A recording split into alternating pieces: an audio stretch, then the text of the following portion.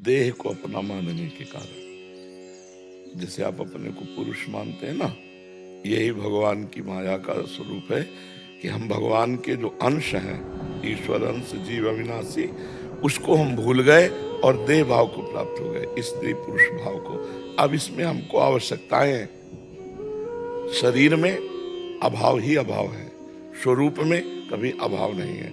तो अब शरीर की आवश्यकताएं, खाना पीना, कपड़ा लत्ता, भोग सामग्री, भोग नाना प्रकार की सामग्रियां, तो अब हमको चाहिए। अब जब चाहिए तो हमें पता चला सबसे बड़े दाता भगवान है, तो फिर हमें भगवान से चाहिए पर केवल भगवान से चाहिए। ये बात रख लो तो भगवान की भक्ति में ये स्वार्थ भी परमार्थ हो जाएगा।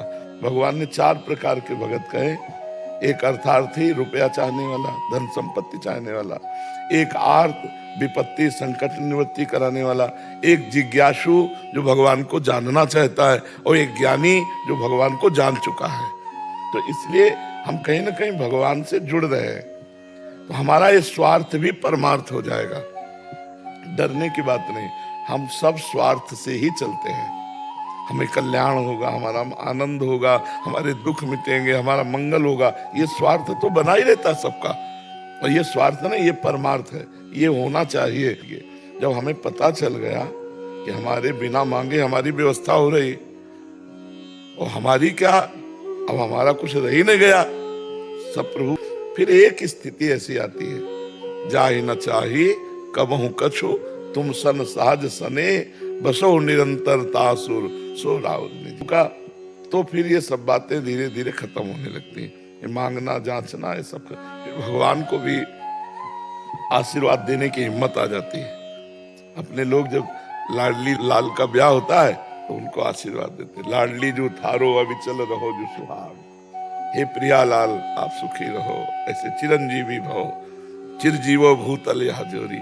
देखो दास उनके भजन के प्रभाव से कैसे भाव वाला बना कि उनको आशीर्वाद देने की सामर्थ्य आ गई। तो जगदीश को जब आशीर्वाद और सुख देने की भावना बन गई, तो अपने सुख की भावना कहाँ रह जाती है। तो इसलिए नाम जप करो।